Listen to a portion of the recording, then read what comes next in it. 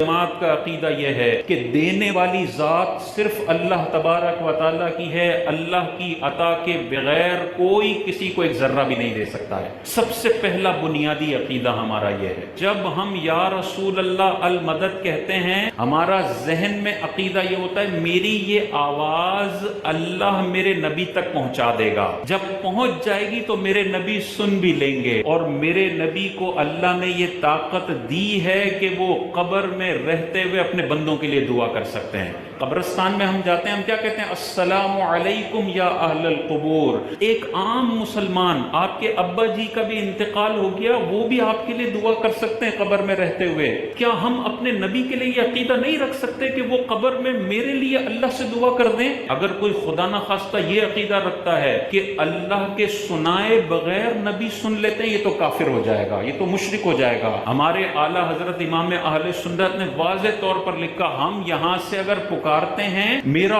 اللہ ہے جو اس آواز کو نبی تک پہنچا دیتا ہے، اور نبی سن کے دعا کر دیتے ہیں اس امتی کے لیے۔ حضرت موسیٰ علیہ السلام کے بارے میں حضور نے ارشاد فرمایا، معراج کی رات میں جا رہا تھا تو موسیٰ علیہ السلام اپنی قبر میں زندہ تھے اور نماز پڑھ رہے تھے۔ اللہ نے اپنے نبیوں کو یہ طاقت دی ہے کہ قبر کے اندر وہ کھاتے بھی ہیں، وہ پیتے بھی ہیں، وہ آرام بھی فرماتے ہیں، وہ نمازیں بھی پڑھتے ہیں، وہ ذکر الہی بھی کرتے ہیں، اور وہ اپنی امتیوں کے لیے دعائیں بھی کرتے ہیں۔ تو اگر ہم اس عقیدے سے اپنے نبی کو پکارتے ہیں کہ دینے والی ذات اللہ کی ہے، اللہ میری آواز نبی تک پہنچائے گا، اور نبی میرے لیے اللہ کی بارگاہ میں دعا کر دیں گے، اور نبی مستجاب الدعوات ہیں، اللہ تعالیٰ ان کی دعاؤں کو رد نہیں فرماتا ہے، تو میرا بیڑا پار ہو جائے گا۔ اس میں کہاں سے شرک آ گیا؟ اب میں آپ کو قرآن حدیث سے ایسی مثالیں بتاتا ہوں جس میں صحابہ نے نبی سے اسباب سے ہٹ کر مدد مانگی ہے۔ حضرت ابو ہریرہ رضی اللہ تعالیٰ عنہ، حافظے کی کمزوری کا مسئلہ پیش آیا، حضور کی بارگاہ میں آئے کہ یا رسول اللہ حافظہ کمزور ہے۔ اب اگر حضور کوئی جڑی بوٹی دیتے کہ یہ جڑی بوٹی کھا لو تمہارا حافظہ مضبوط ہو جائے گا، تو وہ اسباب کے تحت مدد ہوتی،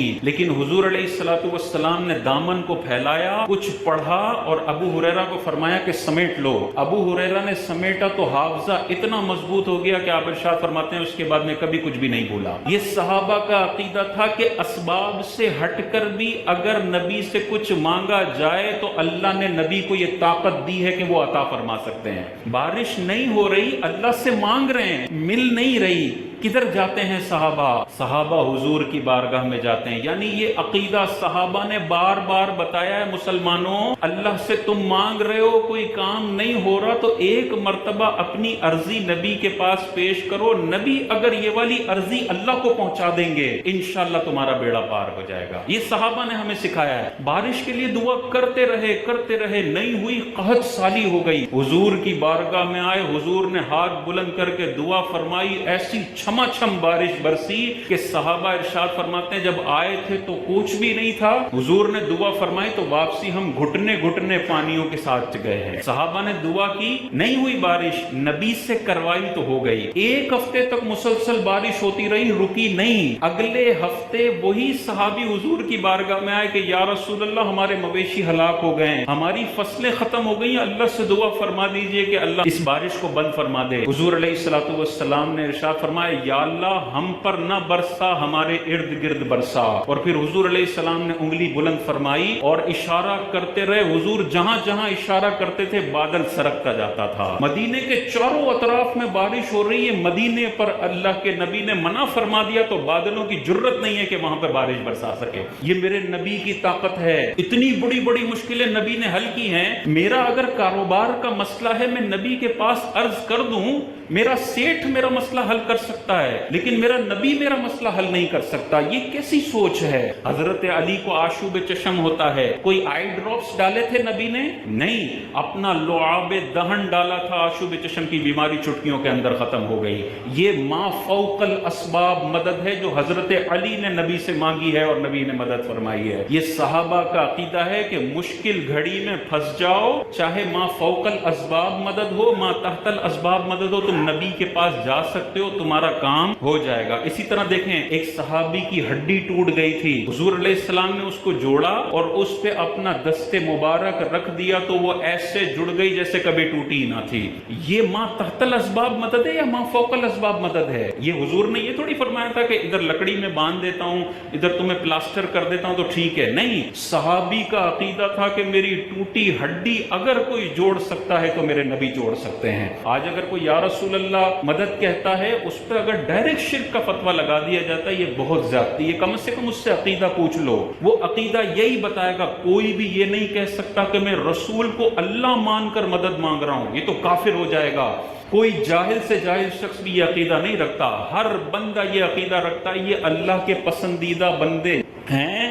میں 6 مہینے سے دعا کر رہا ہوں، قبول نہیں ہو رہی، ہو سکتا ہے نبی دعا فرما دیں تو قبول ہو جائے۔ ہر بندے کا پیچھے یہی عقیدہ ہوتا ہے۔ بخاری مسلم کی حدیثیں بھری پڑی ہیں جہاں پر صحابہ کو جب بھی کوئی مسئلہ پیش آتا تھا، بارش نہیں ہو رہی، حافظہ کمزور ہے، ہڈی ٹوٹ گئی ہے، بارش رکتی نہیں ہے، قحط سالی ہو گئی ہے، پتھر نہیں ٹوٹ رہا ہے، اپنے نبی کے پاس آئے ہیں اور نبی نے مدد فرمائی ہے۔ دیکھیں نا، ایک کٹورا حضور علیہ السلام کی بارگاہ میں آتے ہیں کہ کھانے کے لیے کچھ نہیں ہے، ایک کٹورا کئی صحابہ کو پورا ہو جاتا ہے۔ یہ نبی کی طاقت ہے، نبی نے ما فوق الاسباب مدد فرمائی ہے۔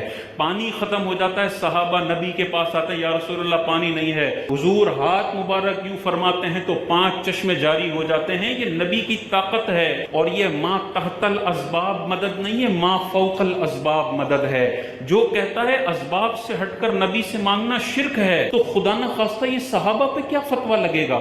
صحابہ تو پانی ختم ہوتا ہے تو نبی کے پاس آتے ہیں، اور نبی براہ راست پانی اپنی انگلیوں سے جاری فرما دیتے ہیں۔ بعض لوگ کہتے ہیں معجزہ تھا، آپ کہتے ہو 2 منٹ کے لیے یہ طاقت ماننا شرک نہیں ہے۔ ہم کہتے ہیں اگر 2 منٹ کے لیے نہیں ہے تو 200 سال کے لیے ماننا کیوں شرک ہو جائے گا؟ شرک تو ایک لمحے کے لیے بھی شرک ہوتا ہے۔ اگر اللہ نے اپنے نبی کو کوئی طاقت 1 سیکنڈ کے لیے بھی دی ہے، وہ طاقت کبھی بھی شرک نہیں ہو سکتی ہے۔ اگر کوئی اس پہ شرک کا فتویٰ لگاتا ہے تو ان احادیث کے بارے میں کیا کہا جائے گا؟ نبی کے وصال کے بعد طاقتیں کم نہیں ہوتی ہیں۔ اللہ کے نبی نے ارشاد فرمایا کہ اللہ تبارک و تعالیٰ نے زمین پر حرام کر دیا ہے کہ وہ نبیوں کے جسموں کو کھائے۔ فنبی اللہ حی، اللہ کا نبی زندہ ہے اور اسے رزق دیا جاتا ہے، وہ ویسی ہی زندگی ہوتی ہے بلکہ اس میں درجات کی فضیلت بڑھتی رہتی ہے۔ نبی کی طاقتیں بعد وصال کم نہیں ہوتی۔ نبی کریم علیہ السلام کے لیے بخاری میں یہ شاندار حدیث موجود ہے کہ حضور علیہ السلام ارشاد فرماتے ہیں، ہل ترون قبلتی ہا ہونا، اے صحابہ تم سمجھتے ہو کہ میرا منہ یہ سامنے اس قبلے کی طرف ہے؟ فواللہ، خدا کی قسم، ما یخفى علی خشوعکم ولا رکوعکم، مجھ پر تمہارا نہ خشوع پوشیدہ ہے اور نہ تمہارا رکوع پوشیدہ ہے۔ انی لاراکم، بے شک میں تمہیں دیکھتا ہوں، من وراء ظہری، اپنی پیٹھ کے پیچھے سے بھی۔ یہ اللہ کے نبی کو اللہ نے طاقتیں عطا فرمائی۔ بخاری کی حدیث ہے کہ میں تمہارے خشوع سے بھی واقف ہوں اور تمہارے رکوع سے بھی واقف ہوں۔ خشوع و خضوع کیا ہوتا ہے؟ دل کی کیفیت ہوتی ہے کہ بندہ دل میں کیا خیال رکھ کے نماز پڑھ رہا ہے۔ آپ کے نبی نے 1400 سال پہلے بتا دیا کہ تم جو رکوع کرتے ہو وہ بھی مجھے پتا ہے، اور تمہارے دل میں جو خیالات آتے ہیں تمہارا نبی ان خیالات کو بھی جاننے والا ہے۔ حضور کی یہ طاقت تھی، جیسے سامنے دیکھتے تھے ویسے ہی پیٹھ کے پیچھے دیکھا کرتے تھے، چاروں طرف 360 ڈگری ویژن اللہ تعالیٰ نے آپ کو عطا فرمایا تھا۔ جنگ موتا کے اندر دیکھیں، صحیح حدیثیں بتاتی ہیں 1000 کلومیٹر سے زیادہ فاصلے پر جنگ ہو رہی ہے، حضور اس کا لائیو ٹیلی کاسٹ مدینے میں کرتے ہیں، صحابہ کو بٹھاتے ہیں، ابھی زید بن حارثہ شہید ہو گئے، ابھی جعفر طیار شہید ہو گئے، اور ابھی اللہ کی تلواروں میں سے ایک تلوار خالد بن ولید نے تلوار اٹھا لی ہے۔ یہ حضور لائیو دکھا رہے ہیں، لائیو ٹیلی کاسٹ، آوازیں بھی سن رہے ہیں اور 1000 کلومیٹر دور بھی دیکھ رہے ہیں۔ آج کا اگر مسلمان یہ عقیدہ رکھتا ہے کہ مدینے سے حضور مجھے دیکھ رہے ہیں، یہ کوئی مشکل بات نہیں ہے۔ اللہ چاہے تو اپنے نبی کو یہ طاقتیں عطا فرما سکتا ہے۔ بخاری کی مسلم کی حدیثیں چیخ چیخ کر بتا رہی ہیں کہ مسلمانوں نبی کی طاقتوں میں کنجوسی نہ کرو، جو بخاری میں لکھا ہوا ہے کم از کم اتنا تو مان لو۔ حضور علیہ السلام سورج گرہن کی نماز پڑھا رہے ہیں، اور جب نماز ختم ہوئی تو صحابہ، بخاری ہے، صحابہ ارشاد فرماتے ہیں یا رسول اللہ دوران نماز ہم نے دیکھا اپنے اپنا ہاتھ بلند کیا اور پھر نیچے کر لیا، تو حضور علیہ الصلوۃ والسلام نے ارشاد فرمایا نماز میں مجھے جنت دکھائی گئی، اور میں نے جب اپنا ہاتھ بلند کیا تو وہ جنت تک چلا گیا، اور میں نے ایک پھلوں کا خوشہ پکڑا، میں اسے نیچے لانا چاہتا تھا، پھر میں نے اسے وہیں چھوڑ دیا،